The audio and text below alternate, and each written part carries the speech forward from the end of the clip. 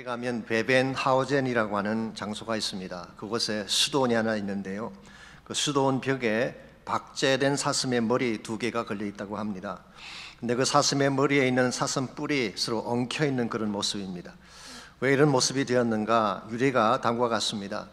사슴 2마리가 길을 가다가 마주치게 됐는데 서로 길을 양보하지 않아서 싸움이 붙었습니다.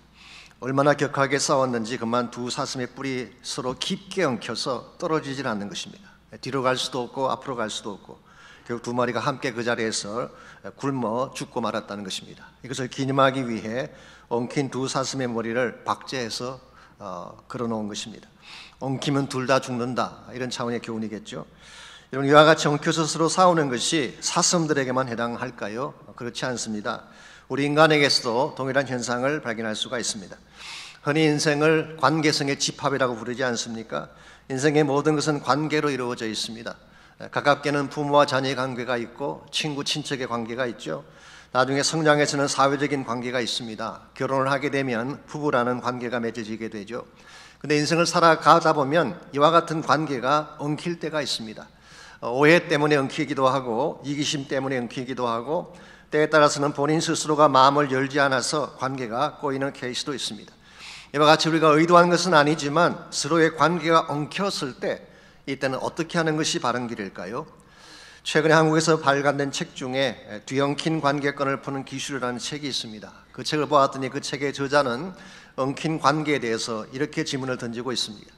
풀 것인가 끊을 것인가? 복잡하게 엉켜있는 관계 실타래를 풀어낼 것인가 아니면 그냥 잘라버리고 말 것인가, 그런 질문이에요. 여러분들은 관계가 엉킬 때에 어느 쪽을 선택하시나요? 끊어버리시나요? 아니면 어떻게든 풀어내려고 노력을 하시나요? 끊어버리게 되면 시원할 것 같습니다. 잘라버리고 다시 시작하면 더 편할 것 같지만 실제는 그렇지가 않다고 합니다. 오히려 또 하나의 아픔이 시작된다고 합니다.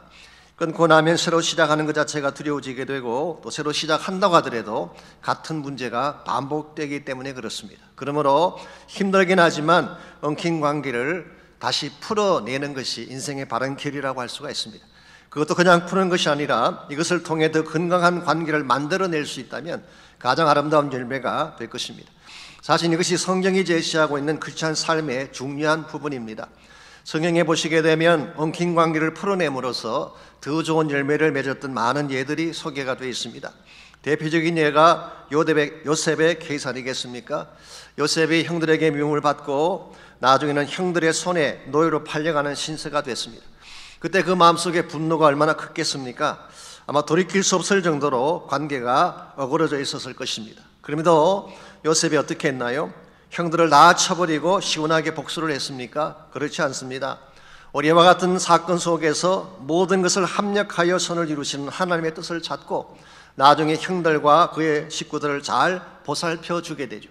그 결과 그 형제들이 후일 12지파를 이루게 되고 약 430년이 지난 후에 이스라엘 민족이 탄생하지 않았습니까? 엉킨 관계였지만 그것을 풀므로써 좋은 열매를 맺게 된 케이스죠. 복음서에 소개되어 있는 베드로도 마찬가지입니다. 예수님께서 잡히시던 날 밤에 베드로가 무엇을 했습니까? 멀찍이 따라가며 예수를 모른다고 부인을 했습니다. 주님이 가장 필요로 할 때에 멀리 서서 따라갔고 예수님의 마음에 옷을 박는 배신을 친 것입니다. 그럼에도 불구하고 부활하신 예수님께서 디비라 바닷가에 있는 베드로를 찾아오셨어요. 예수는 베드로를 쳐내신 것이 아니라 다시 회복하기 위해 찾아오신 것입니다. 그리고 무엇을 물으셨나요? 왜 도망쳤냐? 왜 날 배신했냐? 이런 질문을 하지 않으셨어요. 한 가지만 물으셨습니다. 내가 나를 사랑하느냐? 이 관계를 회복하는 데 있어서 이것 하나면 충분하기 때문에 예수님 한 가지 질문하셨어요. 그리고 기어코 패배자 베드로의 입으로부터 스스로 내가 주를 사랑한다는 고백을 들은 후에 내 양을 치라고 말씀하시고 사명을 주셨습니다. 아마도 베드로는 디비라 바닷가의 그 새벽을 평생 잊지 못했을 거예요. 이것이 그가 죽는 순간까지 사명 위에 달려가게 했던 동기가 된 것입니다. 이와 같은 것이 성경이 제시하는 크리스찬 삶의 진면목이라고 할 수가 있습니다. 우리 가운데 완벽하게 관계를 만들어가는 사람 아무도 없습니다. 다 서툴고 다 미숙하죠. 그래서 오해를 하기도 하고 상처를 주기도 하고 받기도 하는 것입니다. 그럼에도 불구하고 막힌 관계를 다시 풀어내야지 하나님이 정말 안겨주기를 원하는 축복을 누릴 수가 있는 것입니다. 그러므로 이 아침 물어야 될 질문이 이것입니다. 어떻게 하면 실타래보다 더 풀기 어려운 인간의 관계를 바르게 풀어갈 수 있을까라고 하는 것입니다. 오늘 같이 본문에 보시면 관계가 엉켜서 전쟁 일보 직전까지 갔지만 이것을 잘 풀어내었던 이스라엘 지파들의 모습이 오늘 본문에 기록된 내용입니다. 사실 오늘 본문이 좀 깁니다. 22장 전체를 다루기 때문에 제법 긴 본문이라고 할 수가 있죠. 제가 전반적인 정리를 잠깐만 해드리겠습니다. 먼저 1절에서 9절까지를 보시면 요단강 동편에 왔던 두 지파 반이 본래의 곳으로 돌아가는 내용이 기록되어 있습니다. 지난번 1장을 다룰 때 말씀을 드렸습니다마는 루벤 지파, 갓 지파, 므낫세 반 지파는 요단강 동쪽에 이미 그들의 분깃을 받았죠. 모세가 살아있을 때에 자신들의 분깃을 먼저 받았습니다. 그리고 모세와 약속을 했습니다. 나중에 가나안 땅 정복 전쟁이 일어나게 되면 자신들이 가족을 거기 두고 강을 건너가서 싸우기로 약속을 했어요. 그런데 이 사람들이 약속을 지켰어요. 모세와 한 약속임에도 불구하고 여호수아의 때까지 저버리지 않고 순종한 것을 보면 꽤 괜찮은 사람들이라고 할 수가 있을 것입니다. 더구나 가족들을 요단강 동편에 둔 채 강을 건너가서 7년 동안 전쟁한다는 거 쉽지 않았을 거예요. 그럼에도 이 모든 일을 잘 감당했기 때문에 이것을 가상히 여긴 여호수아가 7절에서 9절까지를 보면 그들을 축복하고 많은 전리품을 안겨주어서 그들의 소유지 길르앗으로 돌아가게 했습니다. 여기까지는 참 훌륭한 스토리죠. 그런데 10절에서 한 가지 이슈가 등장합니다. 이 사람들이 자기 지경으로 돌아간 후에 요단강 언덕에 큰 제단 한 개를 세웠어요. 그래서 제단이라고 하는 것은 얼터를 말합니다. 번제단처럼 큰 제단이고 아마도 규모가 제법 컸던 것 같습니다. 그래서 요단강 서편에서도 보일 정도로 큰 규모의 제단을 세운 것입니다. 이것을 보는 순간 서편에 있던 지파들이 업셋됐어요. 왜냐하면 실로라는 곳에 이미 여호와의 성막이 있고 제단이 세워져 있는데 또 한 개의 제단을 세웠기 때문입니다. 그들은 이것을 여호와를 반역하는 것으로 보았고 그리고 자기들 중심의 국가를 다시 세우는 것으로 보았기 때문에 굉장히 업셋됐어요. 그래서 12절 말씀 보시면 이스라엘 자손 온 회중이 실로에 모여서 싸울 준비를 했다고 기록하고 있습니다. 그런데 여러분, 과연 요단 동편의 두 지파 반이 정말 여호와를 대적하기 위해 제단을 세운 것일까요? 혹은 자신들만의 나라를 세워서 독립국가를 구성하기 위해 이것을 행한 것일까요? 아닙니다. 나중에 자세히 설명을 드리겠지만 오히려 그들은 민족 간의 유대를 강화하고 후손들에게 바른 신앙을 물려주기 위해 제단을 세운 것입니다. 그러므로 요단 서편의 지파들이 흥분하며 화를 낸 것은 한마디로 오해 때문이에요. 두 지파 반이 세운 제단만 보고 지레짐작으로 오버한 것입니다. 오늘날 인간관계를 해치는, 엉키게 만드는 가장 대표적인 요인 중에 하나가 misunderstanding, 오해를 하는 것입니다. 이것 때문에 좋았던 관계가 깨어지기도 하고 상처를 입기도 하고 무관한 사람을 매장시키기도 하지 않습니까? 그러므로 우리는 이것을 굉장히 조심을 해야 됩니다. 그럼에도 불구하고 오늘 본문의 이스라엘 지파들은 이 모든 오해를 풀고 더 견고한 관계를 만들어갑니다. 이것이 오늘 여러분과 제가 배워야 될 교훈이에요. 33절을 보시게 되면 그들이 어떻게 이 모든 모임을 결론 지어갔는지가 33절에 기록이 되어 있습니다. 이 일이 이스라엘 자손을 즐겁게 한지라 이스라엘 자손이 하나님을 찬송하고 루벤 자손과 갓 자손이 거주하는 땅에 가서 싸워 그것을 멸하자 하는 말을 다시는 하지 아니하였더라 그랬어요. 그 일이 뭘 말할까요? 이 관계를 푸는 모든 과정에 대한 보고를 말하는 것입니다. 이 모든 보고를 받은 이스라엘 자손이 다 즐거워했대요. 기뻐한 것입니다. 두 번째는 하나님을 찬양했습니다. 하나님께 영광을 돌린 거예요. 그러고 나서 세 번째로 다시는 싸우지 말자고 결심을 한 것입니다. 이와 같은 것을 우리는 건강한 회복이라고 부르는 것입니다. 인생의 관계가 아무리 엉키고 틀어질지라도 이것을 더 건강한 모습으로 만들어가는 것, 이게 사실 성경이 제시하고 있는 아름다운 크리스천 삶의 본질이죠. 우리가 어떻게 할 때에 이와 같이 엉켜있는 관계를 다시 풀어서 더 건강한 열매, 건강한 관계를 만들어갈 수가 있을까요? 오늘 같이 봉독한 이 본문에 보시면 동편과 서편 지파들이 오해를 했던 관계를 어떻게 풀어나갔는지 그 과정을 통해서 몇 가지 중요한 원리들을 발견할 수가 있습니다. 첫 번째로 얽힌 관계를 풀어내려면 신중한 판단을 해야 돼요. 신중하게 판단을 해야지 관계를 바르게 만들어갈 수가 있습니다. 말씀드린 것처럼 요단 서편의 지파들이 오해를 하게 된 직접적인 동기가 무엇이었어요? 동편 사람들이 세운 큰 제단 때문이었어요. 그들은 눈에 보이는 큰 제단만 보고 우리를 대적한다라고 성급하게 판단을 내린 것입니다. 사실 동편 사람들은 자기들 나름대로 이유가 있었는데 그 마음은 헤아리지 않고 외형만 보고 판단을 한 것이죠. 만일 이때에 이스라엘 사람들이 흥분한 나머지 그대로 군대를 몰고 쳐들어갔더라면 어떻게 됐을까요? 동족 간에 큰 분쟁이 일어나게 되고 수많은 사람들이 피를 흘릴 뻔했습니다. 그런데 참으로 다행스러운 것은 뭐냐고 하면 이스라엘 자손들이 전쟁을 하기 전에 먼저 진상조사단을 그곳에 파견하기로 한 것입니다. 그래서 13절과 14절을 보십시오. 이스라엘 자손이 제사장 엘라살의 아들 비나스를 길르앗 땅으로 보내어 루벤 자손과 갓 자손과 므낫세 반 지파를 포기하되 이스라엘 각 지파에서 한 지도자직 10 지도자들을 그와 함께 하게 하니 그들은 각기 그들의 조상들의 가문의 수령으로서 이스라엘 중에서 천부장 들이라고 했습니다. 이 조사단을 만들 때에 대표로 비느하스를 뽑았어요. 그리고 각 지파에서 10명씩을 세웠으니까 11명의 진상 조사단이 되겠죠. 이 사람들을 요단 동편에 보내서 이 모든 진상을 먼저 살피게 한 것입니다. 이게 사실은 굉장히 지혜로운 처사였어요. 전쟁을 하기 전에, 투쟁을 하기 전에 먼저 진짜 문제가 무엇인지를 자세하게 살펴보게 한 것입니다. 오늘 여러분과 저의 대인관계도 마찬가지입니다. 우리 눈에 보이는 것만 보고 성급하게 잘했다 잘못했다 판단을 하는데요, 눈에 보이는 것만 가지고 판단하기 전에 혹시 그 이면에 뭐가 있는지를 살펴봐야 돼요. 정말 이 사람이 가지고 있는 말 못할 사정이 혹시나 없는지, 어떤 이슈가 있는지를 찬찬히 살펴본 후에 그 다음에 영적으로 건강하게 판단을 내려야지 관계를 거르치지 않게 되는 것입니다. 저는 그 좋은 예가 사도행전 5장에 나오는 가말리엘의 케이스가 아닌가 생각을 합니다. 잘 아시는 스토리지만 베드로를 비롯한 사도들이 유대 종교 핵심부의 반대도 불구하고 계속 부활의 복음을 전하지 않습니까? 그때 이들을 체포해서 공회 앞으로 끌고 갔어요.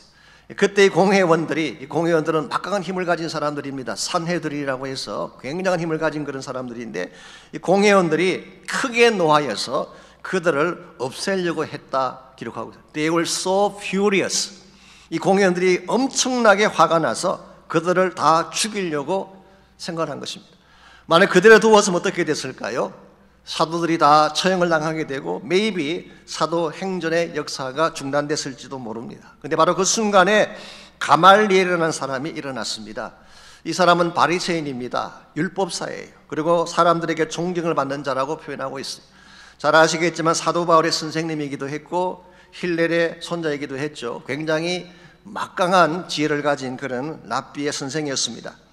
이 가말리엘이 일어나서 일단 먼저 사도들을 바깥으로 나가게 했어요. 숨을 돌리게 한 것이에요. Take a break. 그리고 나서 공회원들에게 다음과 같이 말을 합니다. 이 사람들을 상관하지 말고 내버려 두라. 이 사상과 소행이 사람으로부터 났으면 무너질 것이요, 만일 하나님께로부터 났으면 너희가 그들을 무너뜨릴 수 없겠고 도리어 하나님을 대적하는 자가 될까 하노라. 참 지혜로운 접근 아닙니까? 우리는 저 사람들의 진상을 다 알 수가 없어. 근데 하나님은 아시지 않냐? 그러므로 하나님의 손에 맡기자는 것입니다. 이와 같이 신중하게 판단을 하고 생각을 했기 때문에 하나님 나라를 거르치지 않게 되었고 사도행전서에 그의 이름이 등장하게 된 것입니다. 오늘과 저의 삶도 마찬가지입니다. 어떤 문제가 생기든지 이슈가 생겼을 때에 성급하게 판단하면 안 돼요. 보이는 것만 보지고 내 생각대로 판단하게 되면 불필요한 상처를 주게 되고 결과적으로 소중한 관계를 깨뜨릴 수 있게 되는 것입니다. 오래전에 저희 교회에서 함께 제자훈련 교재로 사용했던 것 중에 은혜의 양육이라는 교재가 있지 않습니까? 거기에 보면 이런 이야기가 나옵니다. 하루는 엄마가 거실에서 일을 하고 있는데 5살 난 어린 딸아이가 엄마를 향해 막 달려왔어요. 근데 신발을 신은 채 달려오는 바람에 이 카펫에 흙자국이 묻게 됐습니다. 이것을 본 엄마가 화를 내면서 야단을 쳤습니다.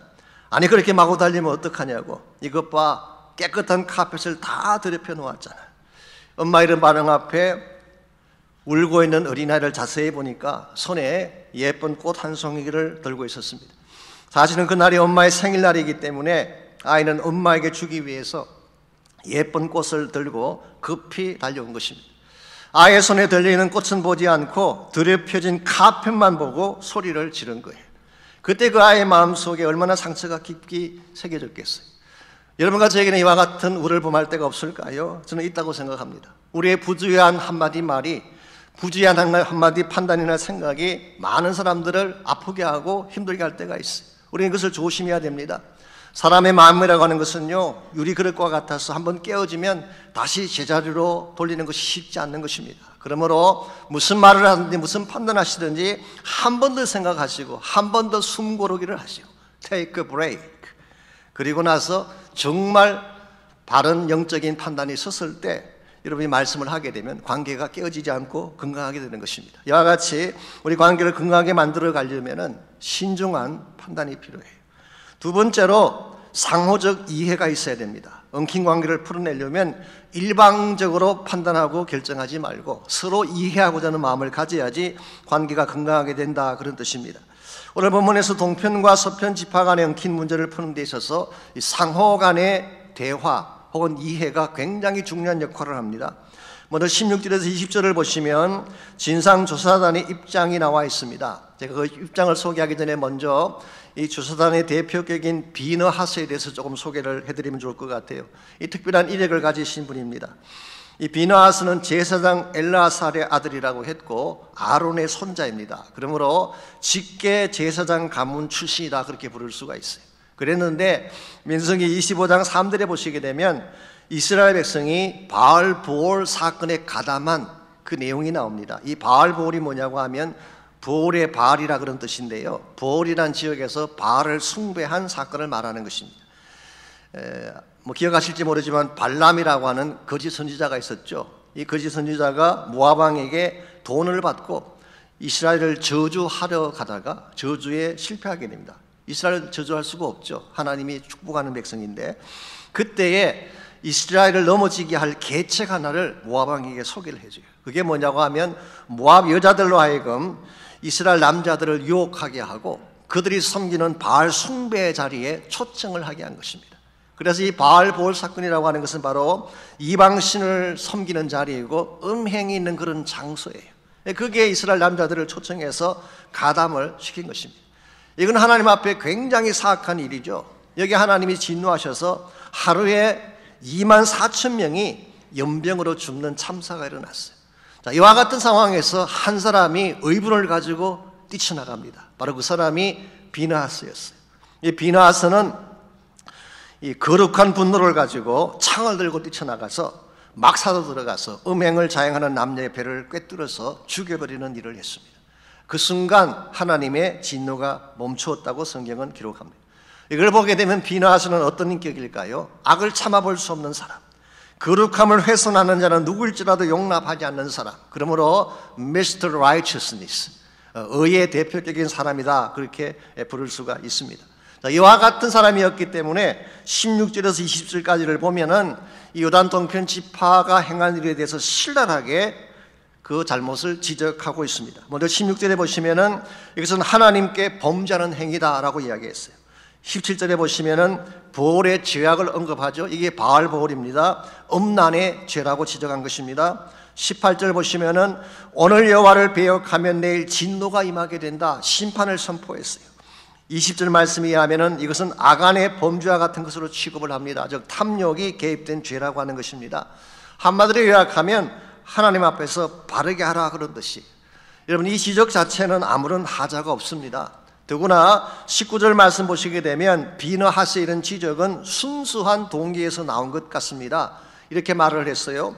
너희들의 소유주가 깨끗하지 못해서 그런 것이라면, 즉 너희들이 사는 그 환경 때문에 우상을 섬기게 되는 케이스라면 우리 지경으로 건너와라, 우리 소유주를 나누어 주겠다고까지 이야기했어요. 이걸 보게 되면 비느하스에게 다른 사심이 없었습니다. 그야말로 바른 말을 했고 순수한 동기에서 이와 같은 지적을 한 것입니다.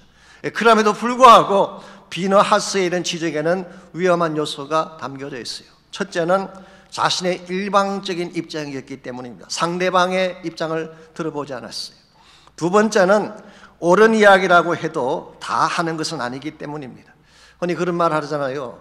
사실을 말하는데 왜 그러냐, 그렇게 말하는 분이 계세요. 그런데 그 사실이라고 하는 것이요, 본인이 본 입장에서의 사실이지 객관적인 진리라고 말하지 못할 경우가 더 많이 있어요. 예를 들어서 여러분 팩트가 있고 이벤트가 있잖아요.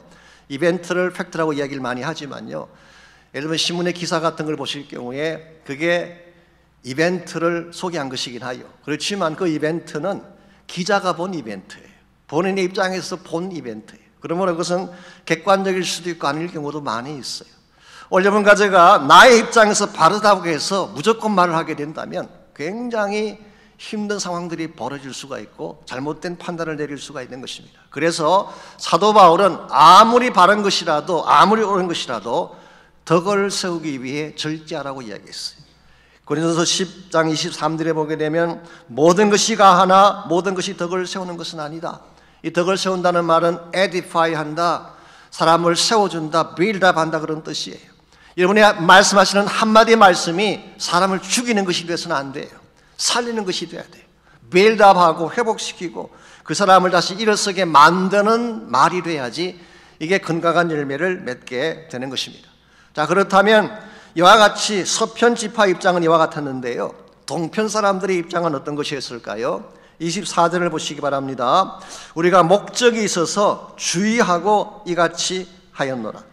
곧 생각하기를 후일에 너희 자손이 우리 자손에게 말하여 이르기를 너희가 이스라엘 하나님 여호와와 무슨 상관이 있느냐? 너희 루벤 자손 갓 자손아, 여호와께서 우리와 너희 사이의 요단으로 경계를 삼으셨나니 너희는 여호와께 받을 분깃이 없느니라 하여 너희의 자손이 우리 자손에게 여호와 경외하기를 그치게 할까 하여라고 했어요. 여기 보게 되면요, 우리가 목적이 있어서 주의하고 이같이 했다, 그런 말이 나오죠. 주의했다 이 말의 뜻이 out of fear, 두려움에서 그런 말이에요. 혹은 out of concern, 우리가 염려하고 걱정하는 것이 있어서 그렇다, 그런 뜻이에요. 자, 그렇다면 이 제단을 세우는데 어떤 염려가 있었다는 것인데요, 어떤 염려 때문에 이 제단을 세운 것일까요?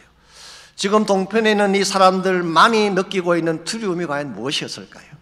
오늘 본문에 나와 있지는 않지만요, 민수기 34장 10절에 보게 되면 그 내용이 소개가 되어 있습니다. 모세가 이스라엘 경계를 설정할 때에 동편 쪽의 경계를 하산에난에서 스밤까지로 그었어요. 이 하산에난에서 스밤이라고 하는 것은 요단강가를 말합니다. 그러므로 모세가 설정한 이스라엘의 지경은 요단강까지예요. 그 요단강 동편 땅은 사실은 오피셜리 이스라엘 지경에 포함이 안 된 것입니다. 지금은 함께 땅을 정복해 갔기 때문에 문제가 되지 않지만요, 세월이 많이 흘러가서 후손들이 등장하게 되면 요단강 동편 쪽에 있는 이 두 지파 반을 내칠 가능성이 많다는 거예요. 너희들은 우리의 지파가 아니다, 너희들은 우리와 같이 여호와 섬기는 백성이 아니다 라고 해서 그 후대 사람들이 우리를 여호와와 상관없는 자로 취급하면 어떡하냐라는 두려움이 있었다는 거예요. 그래서 지금 이 사람들이 제단을 세운 진짜 이유는 그들이 이스라엘 백성에 포함되어서 공동체적 유대를 지키기 위한 목적이 있어요. 두 번째는 후손들로 하여금 여호와가 하나님이라는 사실을 잊어버리지 않고 모든 후손들이 동일하게 여호와 신앙을 견제하게 하기 위해서 그들은 제단을 세웠다는 것입니다. 이와 같은 그들의 설명을 듣고 보니까 아무런 하자가 없어요. 후대가 잘 되기를 원하고 좋은 관계를 만들어 가자는 취지였기 때문에. 그래서 30절을 보시면은 이와 같은 동편 사람들의 취지를 다 들은 후에 비나하스와 그 대표들이 이들의 말을 듣고 좋게 여긴지라 그랬어요. 여기서 비로소 상호간의 이해가 이루어진 것입니다. 한쪽 말만 듣고 판단한 것이 아니라 서편 사람들의 지적도 듣고 동편 사람들의 말도 들은 후에 상호간에 서로 이해하고 서로 accept하게 된 사건, 이게 사실은 얽혀진 관계를 푸는 두 번째 비결이라고 할 수가 있습니다. 우리는 보통 일방적으로 선포를 해요. 상대 이야기를 들으려고 하지 않습니다. 이건 교회 생활도 마찬가지고 개인의 생활도 마찬가지입니다. 대다수의 문제들은 한쪽 말만 듣고 일방적으로 판단하기 때문에 일어나는 거예요. 서로의 입장을 들어봐야 됩니다. 내가 알지 못하는 사정이 혹시 있는지 모르니까 상대방의 입장에서 생각을 해야 돼요. 그리고 한 걸음 더 나아가서 설사 상대방에게 주어진 어떤 입장이 잘못된 것이든지 아픈 입장이 혹시 있다면 이것마저도 받아주고 수용할 수 있는 자세가 돼야지. 이게 바로 하나님의 사랑을 실천하고 하나님의 아름다운 열매를 맺게 하는 비결이 되는 것입니다. 좀 오래된 예화라서 그렇긴 합니다만은 이런 이야기가 있죠. 하루는 부인이 남편에게 이런 말을 했습니다. 우리 한번 허심탄회하게 다 깨놓고 이야기를 해보자. 그러면서 서로 약점들에 대해서 한번 이야기해보자. 그렇게 이야기를 했어요. 참 이게 조심해야 될 대화입니다. 여러분 함부로 넘어가시면 큰 코 다칠 때가 있습니다. 허심탄회하게 이야기해보자. 그리고 이제 여자가 먼저 시작을 했어요. 지난번에 당신이 이 과일 먹는 걸 보니까 이 그레이프프루트라고 있지 않습니까? 이 그레이프프루트라고 하는 것은 미국 사람들이 반을 쫙 갈라가지고 보통 이렇게 스푼으로 이렇게 파서 먹는 거죠. 그런데 부인이 보니까 당신 그렇게 먹지 않고 이걸 오렌지 먹듯이 까서 그렇게 먹는 게 참 촌스럽더라. 그렇게 이야기했어요. 사실 뭐 그렇게 먹을 수도 있게 먹을 수 있는 건 하여튼 촌스럽다. 그렇게 이야기했어요. 그러면서 그 외에도 뭐 양말을 잘못 벗었느니 뭐 쓰레기를 어떻게 했느니 쫙 이야기를 했습니다. 그리고 자기가 지적하는 약점이 다 끝난 후에 남편에게 이야기하라 그랬어요. 그랬더니 남편이 5분이 지나가도 말을 못해요. 5분, 10분 계속 생각을 합니다. 고민을 깊게 하는 것입니다. 한 10분이 지난 후에 남편이 드디어 이야기했어요. 내가 아무리 생각해봐도 당신 약점이 생각나지가 않네요. 이게 부인이 지금까지 보았던 남편 얼굴 중에 가장 멋지게 보이는 얼굴이었다고 합니다. 여자분들이 이런 거 좋아하나 봐요. 사실 남자라고 해서 왜 여자의 약점 모르겠어요. 부인도 약점이 많겠죠. 뭐 밥하다 태우기도 하고 쇼핑 갔다가 바가지 서기도 하고 뭐 할 말 많잖아요. 근데 아무리 생각해봐도 약점이 생각나지 않는다. 이게 사랑이에요. 보았지만 받아들인 거예요. 약점이 있지만 품은 것입니다. 이와 같이 상대방이 가진 약점에 대해서, 아픔에 대해서 이걸 억셉트하고 수용하게 되면 관계가 더 견고하게 되고 건강하게 되는 거예요. 사실 이것이 예수님께서 여러분과 저를 사랑하신 방법 아닙니까? 우리가 하는 일들 가운데에 이해할 만한 일들이 얼마나 될까요? 하나님 편에서 본다면 납득하지 못하고 이해하지 못할 일들이 너무 많을 것입니다. 얼마나 약점이 많고 부족한 것이 많습니까? 그런데 예수님께서는 우리의 허물을 보신 것이 아니라 그 모든 것을 사랑으로 덮고 받아주셨어요. 이것이 바로 구원 사건이고 이것 때문에 여러분과 제가 여기까지 오게 된 것입니다. 이와 같이 하나님이 우리의 모든 약점에도 불구하고 나의 허물에도 불구하고 나를 받아주신 것처럼 여러분도 상대에 대해서 그런 마음을 가지게 되면 모든 문제가 풀리게 되고 회복이 일어난다, 그런 뜻이에요. 이런 의미에서 여러분과 제가 인생의 관계를 만들어가던 중에 혹시라도 예기치 않게 관계가 엉킨다든가 오해가 생긴다든가 심지어 내 마음속에 상처가 될 만한 일이 생겼을 때 주님이 나를 용납하시고 사랑해 주신 것처럼 동일한 마음으로 사랑하고 용납하고 받아주시기를 바랍니다. 그러면은 관계가 회복될 수가 있어요. 이와 같이 우리가 이 얽혀있는 관계를 풀어가려면 1차적으로는 신중하게 판단해야 돼요. 함부로 판단하면 안 돼요. 두 번째는 나의 입장에서만 생각하는 것이 아니라 상대 입장에서 생각하고 이해하고 받아주는 것. 이 두 가지가 굉장히 중요한 비결입니다. 그런데요, 우리가 이 관계를 풀어가는 과정에서 이 둘을 다 해도 안 풀리는 경우가 있어요. 신중한 판단도 하고 받아주고 싶은 마음도 가지는데도 불구하고 해결이 안 되는 경우가 있죠. 그때는 어떻게 해야 될까요? 그때는 마지막 세 번째입니다. 하나님의 재단 앞으로 나가야 되는 것입니다. 그래서 엉긴 관계를 푸는 세 번째 원리는 정거의 재단을 향하여 나가는 것입니다. 34절 보겠습니다. 루벤 자손과 갓 자손이 그 재단을 에시라 불렀으니 우리 사이에 이 재단은 여호와께서 하나님이 되시는 정거라 함이었더라. 여기 보시면은 그들이 세웠던 재단의 이름을 붙이기를 엣이라고 이름을 붙였어요. 이 엣이라고 하는 것은 히브리 말입니다. 직역을 하면 정인 그렇게 번역할 수도 있고 정거라고 번역할 수도 있습니다. NIV 성경은 이렇게 번역을 해놓았어요. A witness between us that the Lord is God. 여호와가 우리 하나님이라는 사실에 대한 증거, 우리 사이의 증거, 그렇게 번역을 해놓았어요. 그러므로 이 제단은 사실은 이쪽 편이든 저쪽 편이든 하나님이 하나님 되심을 증거해주는 증거의 판이 된다는 것입니다. 재미있는 사실은 이 제단이 성소 앞에 있는 번제단과 같은 거예요.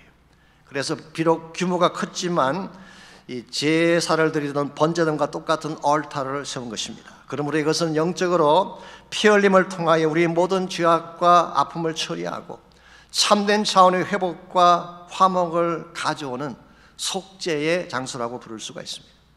이게 지금부터 2000년 전에 예수님께서 여러분과 저를 위해 행해 주신 놀라운 사건이에요.